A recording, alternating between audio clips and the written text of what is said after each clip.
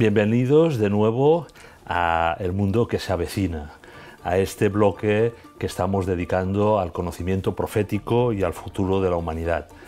Y lo estamos haciendo de una forma extraordinaria con don Jorge Fernández Díaz. Bienvenido. Muchas gracias, Albert. Y muchas gracias por haberme invitado a participar de este programa.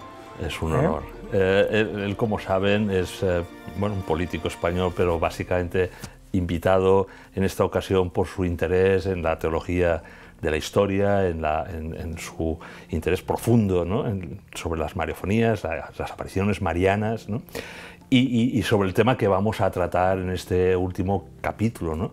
Al final, mi inmaculado corazón triunfará, ¿no?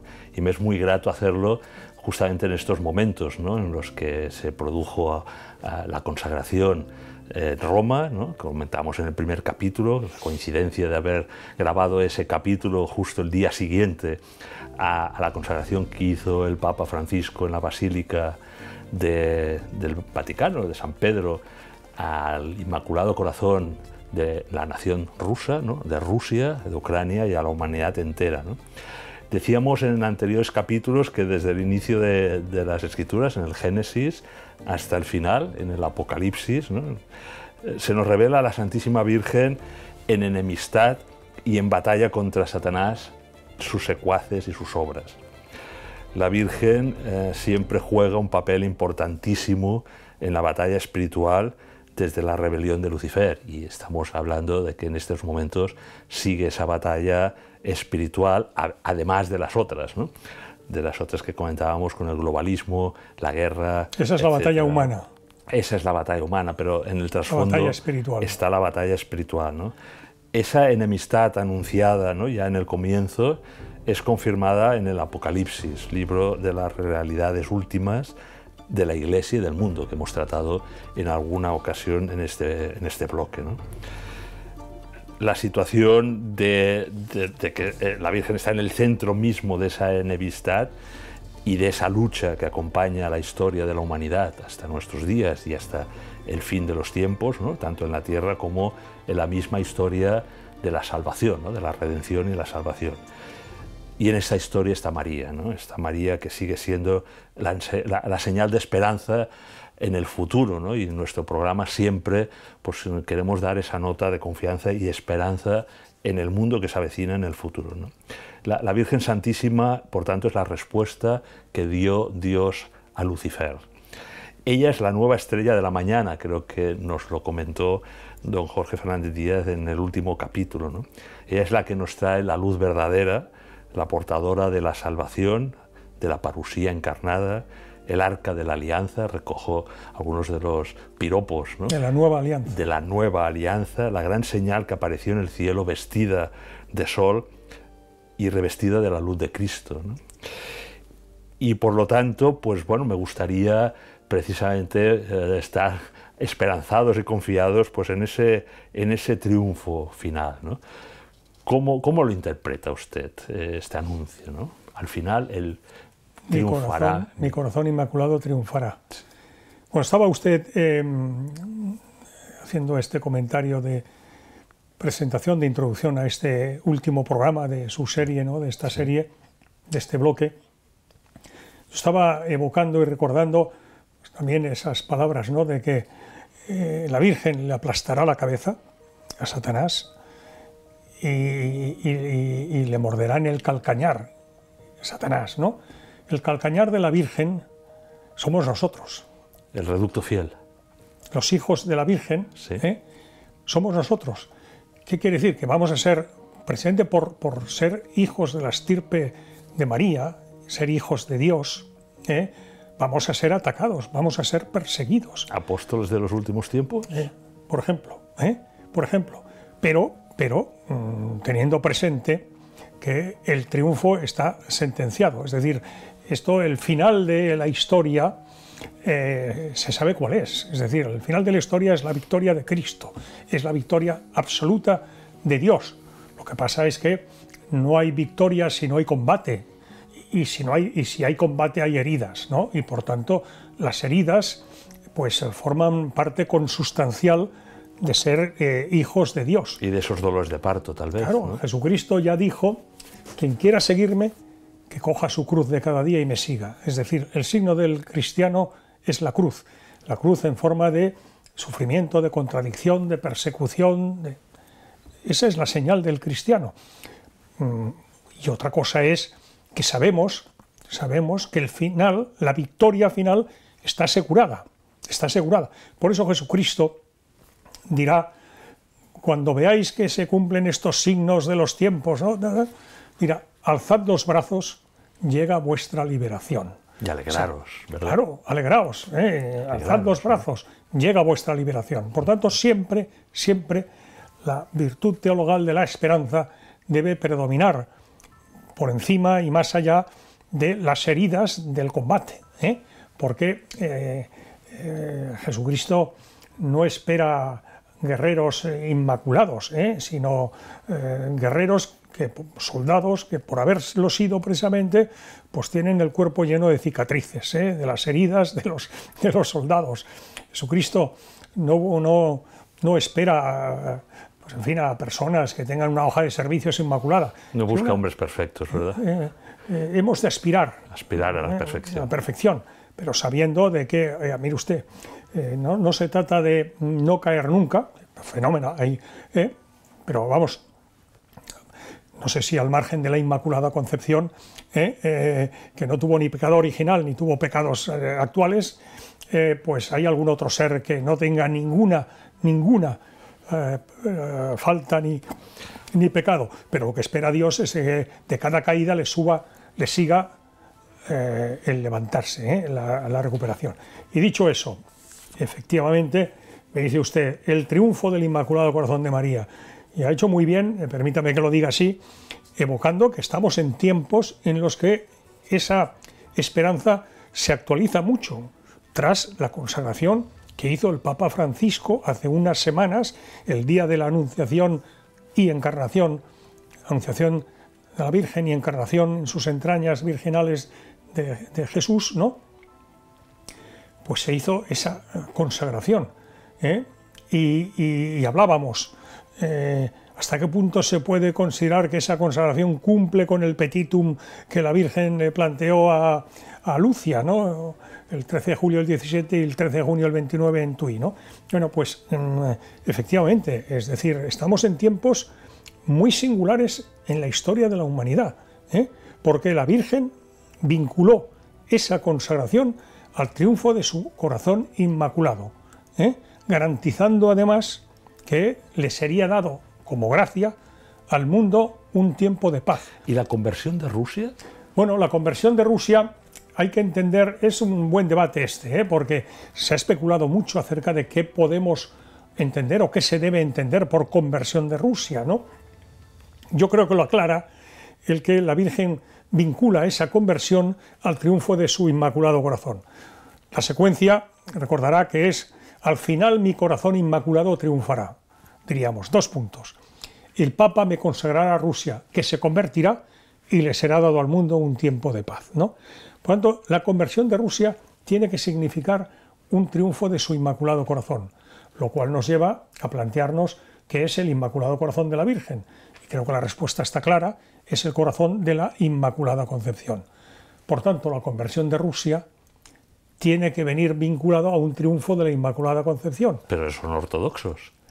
Exactamente, por eso mismo creo que hay base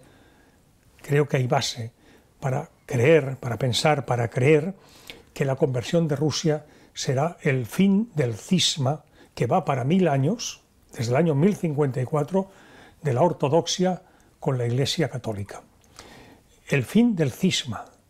¿Y por qué eso va a significar o puede significar el triunfo del Inmaculado Corazón de María? Porque efectivamente la Iglesia ortodoxa, siendo tan mariana como es, y ahí están los iconos marianos, ¿no? Pues no reconoce el dogma de la Inmaculada Concepción, porque es posterior, precisamente 8 siglos posterior, el dogma de la Inmaculada Concepción al cisma, que fue del año 1054. Simplemente porque lo declaró el Papa de Roma, simplemente por eso. Bueno, el Beato Pío IX Fíjese que los dos primeros dogmas marianos, de los 4 que hay, que ya recordamos en otro capítulo, ¿no? La maternidad divina de María, la virginidad perpetua de María antes, durante y después del parto. El tercero fue el dogma de la Inmaculada Concepción, 1854, y 1950, 1 de noviembre, el dogma de la Asunción. Decíamos, y hasta ahora, cuarto y último, hasta ahora. Ahí está en el horizonte la posibilidad del llamado quinto dogma de la corredención de María, ¿no? Pero de momento hay 4, ¿no?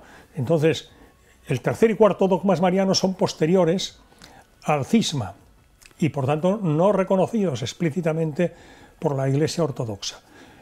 El fin del cisma significa la vuelta a la plena comunión de la ortodoxia con el catolicismo, y, por tanto, lógicamente, aceptar los dogmas que como dogmas significan verdades de fe divinamente reveladas, y planteadas y definidas por el Papa, pero divinamente reveladas, y por tanto forman parte del depósito de la fe. En ese momento, fin del cisma, la Iglesia ortodoxa autocéfala y las 15 autocefalias reconocerán el dogma de la Inmaculada Concepción, y eso significará el triunfo del Inmaculado Corazón de María. Y ahí Garabandal, ¿qué tiene que ver? Es decir, ¿hay una síntesis en Garabandal? Bueno, Garabandal tiene una dimensión escatológica indudable, ¿no? Y no solo escatológica. Las revelaciones de la Virgen en Garabandal pues tienen mucho que ver con la Eucaristía, ¿no? Y recordamos que la Virgen estuvo en Garabandal durante todo el Concilio Ecuménico Vaticano II.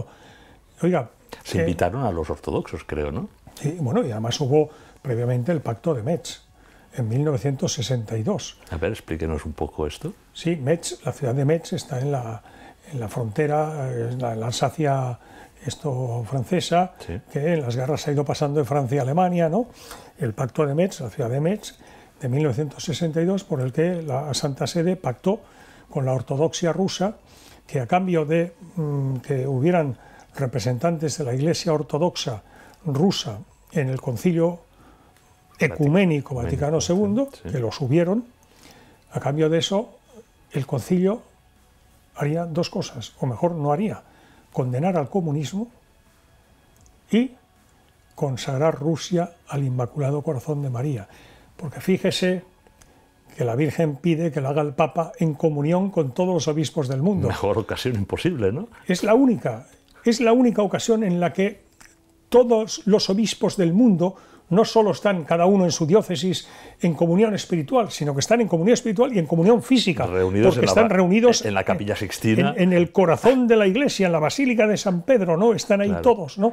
Claro. Por eso, fíjese, cuando la Virgen la Virgen de Fátima le dice a Sor Lucia que no se abra el tercer secreto hasta 1960, y se lo dice en el año 44, oiga, la Virgen, desde ese eterno presente al que aludíamos, sabía que se estaría preparando el Concilio Ecuménico Vaticano II y que por tanto la consagración pedida de Rusia al Inmaculado Corazón de María por el Papa en comunión con todos los obispos del mundo tenía la ocasión extraordinaria de hacerla a lo largo del Concilio Ecuménico Vaticano II.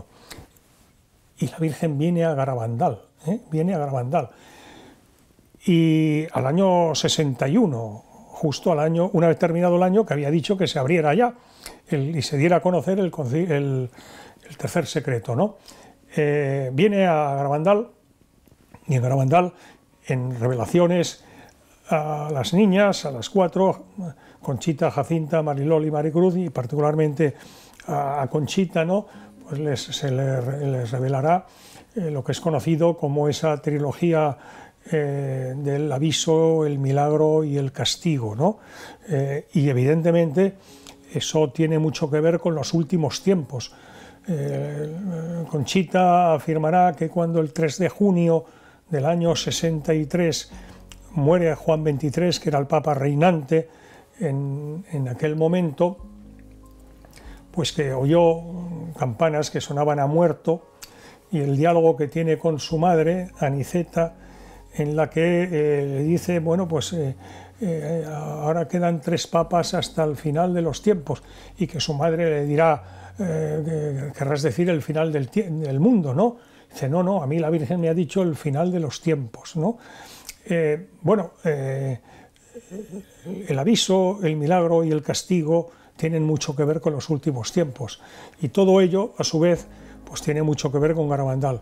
Recuerde además que el padre Andreu, jesuita, uno de los 3 hermanos jesuitas, ¿no? Fallecerá tras haber tenido la visión también del milagro, ¿no? en Los Pinos, ¿no? En agosto del año 61, y el camino de regreso en el coche pues iba diciendo que era el día más feliz de su vida, que madre tan grande tenemos en el cielo y tal, y se muere. Se muere. Y luego, al parecer, bueno, en otras revelaciones, a las niñas, pues empezaron a rezar el Ave María en griego, ¿no? Para sorpresa de todo el mundo. ¿De qué sabéis vosotras griego? Nos lo ha enseñado el padre Andreu, ¿no? Y el griego tiene mucho que ver con la ortodoxia, ¿no? Y en particular, además, con la autocefalia de Atenas, greco-católica de Atenas, ¿no? Es decir, Garabandal está en el corazón de estos tiempos, ¿eh? Y la Santa Sede y el Papa se tomaron muy en serio las apariciones de Garabandal. La prueba está que recién acabado el Concilio Vaticano II, que es clausurado el día de la Inmaculada Concepción del año 65, al mes siguiente, Conchita con su madre Aniceta y acompañados del padre Luna, como se le había pedido desde Roma, por el cardenal Ottaviani, prefecto del Santo Oficio, hoy Doctrina de la Fe, estuvo en Roma entre el 9 y el 16 de enero del año 66, y en San Giovanni Rotondo con el padre Pío. Está recogido en un acta firmada por el padre Luna, cuando el obispo de Santander, Juan Antonio del Val, estaba ya preparado para hacer una nueva comisión de investigación sobre los hechos de Garabandal en el año 88, y un acta del 18 de junio, fíjese qué coincidencia con el comienzo de Garabandal, que fue un 18 de junio del año 61 también, pues ahí recoge estos temas el padre Luna. Yo tengo una copia de ese acta, pues tuve la gracia, Dios no da puntadas sin hilo, como sabe usted, ¿no? La providencia que provee. Sí. Tuve el honor de ser amigo de Mercedes Alisax, una escritora española muy conocida y muy reconocida, ¿no? Que estuvo muy vinculada con los hechos de Garabandal, y a mí pues quiso dejarme pues toda la documentación que ella tenía, que no era poca, sobre los hechos de Garabandal, y entre otros documentos estaba ese acta. Don Jorge, tenemos que ir finalizando, nos queda 2-3 minutos, y lo quiero hacer recomendando 2 libros, ¿no? El primero, a tenor de lo que usted ha comentado sobre Garabandal, bueno, el libro editado por el padre José Luis Saavedra, ¿no? Que como su tesis sabemos, doctoral. Es su tesis doctoral, ¿no? Por tanto, aquellos que quieran profundizar en lo que estaba comentando ahora el señor Fernández Díaz, ahí lo encontrará. Hay otros libros, pero recomendaríamos... Una tesis doctoral en la Facultad de Teología de la Universidad de Navarra. O sea, que tiene todo las garantías. El respeto académico y las garantías académicas. Por lo tanto, yo creo que este es uno de los libros importantes para ver estos acontecimientos, estos mensajes, ¿no? Entenderlos en profundidad, y en profundidad teológica, ¿no? Que es la que nos interesa, ¿no? Y el segundo, de San Luis María Griñón de Montfort, ¿no? El Tratado de la verdadera devoción a la Virgen María. El Tratado de la verdadera devoción de la Santísima Virgen María, y también ya puestos a hacer la consagración a la Virgen con su método, ¿no? De los San Luis María Griñón de Montfort, efectivamente. De los 33 días que, bueno, pues hemos realizado nosotros, ¿no? Por lo tanto, para finalizar con esperanza, con confianza... Y permítame, perdone, y su libro también. Bueno, mi libro Despertad, diga usted el título exacto. Transhumanismo y nuevo orden mundial. No, porque es un libro profético y que vale la pena, en este escenario en el que estamos comentando ahora, ¿no? Pues escatológico. Yo creo que es un libro, si usted no lo recomienda, yo me permito recomendar. Muchas gracias. Con su permiso. Mira, tenemos un poquito más de tiempo, ya que me ha tirado esta flor, pues bueno, vamos a dar 2 o 3 minutos, porque bueno, estamos hablando de este triunfo del Inmaculado Corazón de María, pero hemos hablado de la auténtica o la verdadera devoción de la Santísima Virgen, y casi siempre en nuestros programas queremos conocer la cosmovisión del invitado, ¿no? Y bueno, la suya es muy conocida, es muy mariana, pero en estos 2 o 3 últimos minutos, ¿no? Yo casi de una forma personal ¿Qué le supone a usted esa devoción a la Santísima Virgen María, siendo un político, siendo una persona pública que ha tenido, como hemos dicho en los primeros capítulos, unos cargos tan importantes, que a nivel personal? Bueno, vamos a ver, como sabe usted, se dice la conversión puede ser cuestión de un momento. Hay dos paradigmas de conversión: la caída del caballo de Saulo de Tarso, que se convierte en San Pablo, cuando va a perseguir a los cristianos de Damasco, en Siria, ¿no? Y luego la agustiniana, me gusta mucho. Más prolongado. Sí, las confesiones de San Agustín, como va diciendo. ¿La suya cuál fue? Bueno, la mía fue según el modelo agustiniano. ¿Sí? Agustiniano. No fue... No, de la noche a la mañana no. Lo mío fue, digamos, de 7 años, del año 91, enero 91, como usted dijo, en Las Vegas, donde abundó el pecado. En Las Vegas, en un servidor, sobreabundó la gracia. Hasta el año 97, ¿no? Hasta el año 98, en que yo, interpretando ya, en fin, que había visto cuál era la voluntad de Dios sobre mí, como tal, pues ya sabía, Dios nos ha hecho libres y tú luego puedes aceptar la voluntad que Dios tiene sobre ti o no. Esa es nuestra libertad, ¿no? Bueno, pues ahí pues acepté lo que entendí que Dios quería de mí, que era, en mi caso, ¿no? Aquí a las siervas, pues es a ser siervas del hogar de la madre, o un sacerdote, en cada uno su vocación, o ser un hombre casado en el mundo y ser un científico, cada uno tiene su vocación. Cuando uno sigue la vocación, es decir, la llamada de Dios, pues es la mejor manera de ser feliz, porque la voluntad de Dios sobre nosotros es hacernos felices, lo más felices posibles en este mundo, en este valle de lágrimas, pero desde luego garantizarnos la felicidad eterna en la otra vida, ¿no? Y bueno, pues yo tengo que decir que cuando dice, pues, políticos católicos políticos o de otra actividad, ¿no? A mí, mi experiencia es que, bueno, fue en el año 98 y yo ya llevaba la mitad de mi actividad pública realizada. Entonces, bueno, pues es una nueva dimensión. Dios te abre los ojos a una nueva realidad, ¿no? Que es la realidad auténtica de lo que es esta vida y lo que es este mundo, ¿no? Y como decía, la conversión puede ser fruto de un instante, pero otra cosa es la salvación, La salvación es cuestión de lucha de cada minuto. Trabajárselo, ¿verdad? De trabajárselo, O sea, que es lo que decíamos. Y ahí está María, ¿no? Exactamente. Entonces, con María, de la mano de María estás seguro, estás seguro. Primero, de que estás en el buen camino. Y segundo, de que si fruto de tu naturaleza caída, de tus miserias personales, de tus fragilidades personales, caes, siempre vas a tener la mano materna de la Virgen para ayudarte a levantarte y a seguir por el buen camino, ¿no? Como madre nuestra que es, ¿no?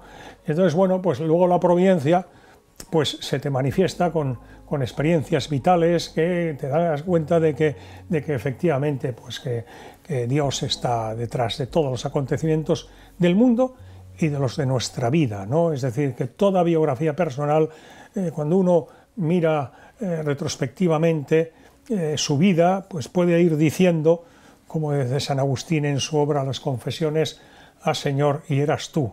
Yo creía que era yo, que tal, ah, Señor, y eras tú. Ah, Señor, y eras tú. Y dar gracias a Dios. Bueno, pues con este mensaje de humildad, de sencillez, ¿no? que nos ha dado usted, Jorge Fernández Díaz, y con esa visión de que Dios tiene un plan para cada uno de nosotros, para hacernos feliz, y que de la mano de la Virgen pues no tenemos que tener miedo y tenemos que tener mucha esperanza para este mundo que se avecina. Y estos tiempos. Y en estos tiempos y para el mundo que se avecina. Por lo tanto, muchísimas gracias por habernos acompañado estas 7 semanas, estos 7 capítulos, y esperemos y pidamos a Dios y a la Virgen que estos capítulos hagan mucho bien. Gracias. De eso se trata. Muchas gracias por haberse acordado de mí, Albert, y por haberme invitado.